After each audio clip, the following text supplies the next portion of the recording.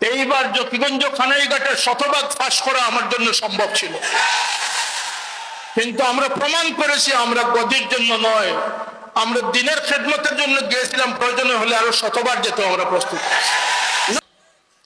আমাদের আঞ্জুমানে আল ইসলাম সমর্থিত কয়েকজন প্রার্থী আমরা দিয়েছিলাম। আমরা শখ করে দেই না, এই রাজনীতি আমাদের কোনো অভিলাষ নয়। আমাদের কওমের পাহাড়দারির জন্য অঞ্চল থেকে চাপ এসেছে, তখন আমরা সেটাকে স্বীকৃতি দিয়েছি। কারণ ইতিমধ্যে আমার সাথে সিলেটের, বৃহত্তর সিলেটের অনেক অনেক মাননীয় সংসদ সদস্য পদপ্রার্থীবৃন্দ সাক্ষাৎ করেছে। আমি বলেছি রাজনীতি আমাদের কোনো উচ্চাভিলাষ নয়, আর এটার প্রমাণ আমরা দিয়েছি। আমরা ফুলতলী সাহেবের আওলাদ।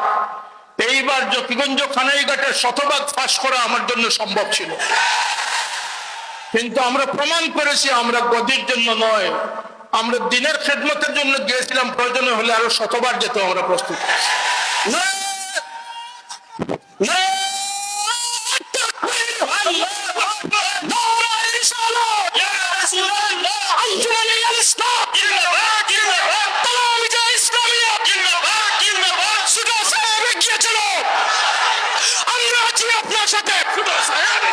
আমি অত্যন্ত সম্মানের সাথে সকল সংসদ সদস্য পদপ্রার্থীদেরকে বলেছি যে আপনারা যে অঞ্চলে ভোট করতেছেন, আপনারা হয়তো ফাঁস করবেন, না হয় ফেল করবেন, আপনারা চলে যাবেন আপনাদের রাজপ্রাসাদে, কিন্তু এখানে আমার সংগঠনের শত শত প্রতিষ্ঠান আছে, মসজিদ আছে, ইমাম আছেন, মুবাল্লিগ আছেন, তালামিজ আছেন, আল ইসলাম আছেন।